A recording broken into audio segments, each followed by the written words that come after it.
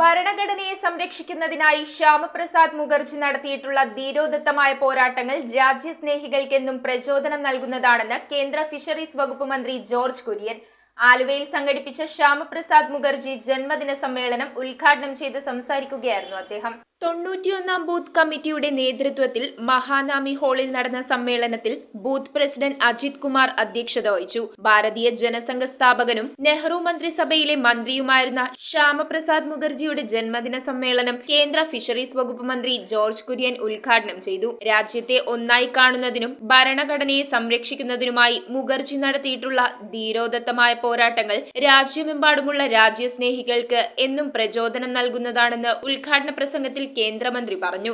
ഒരു രാജ്യത്ത് രണ്ട് പ്രധാനമന്ത്രിമാരെ വേണ്ട, രണ്ട് ഭരണഘടന വേണ്ട, രണ്ട് പതാകകൾ വേണ്ട, ഒരു നിയമം മതി എന്നായിരുന്നു അദ്ദേഹം ഉയർത്തിപ്പിടിച്ച മുദ്രാവാക്യം.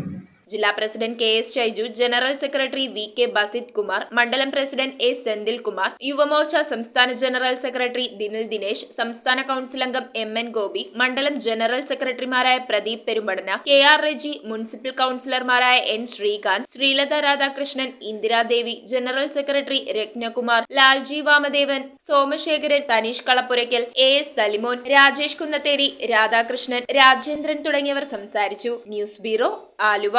നക്ഷത്ര ഗോൾഡ് ആൻഡ് ഡയമണ്ട്സിന്റെ എറണാകുളത്തെ ഏറ്റവും വലിയ ലൈറ്റ് വെയ്റ്റ് ഷോറൂം ഇനി ആലുവയ്ക്ക് സ്വന്തം. Aluva Nakshatra gold and diamonds, re opening shortly. നക്ഷത്ര ഗോൾഡ് ആൻഡ് ഡയമണ്ട്സ്.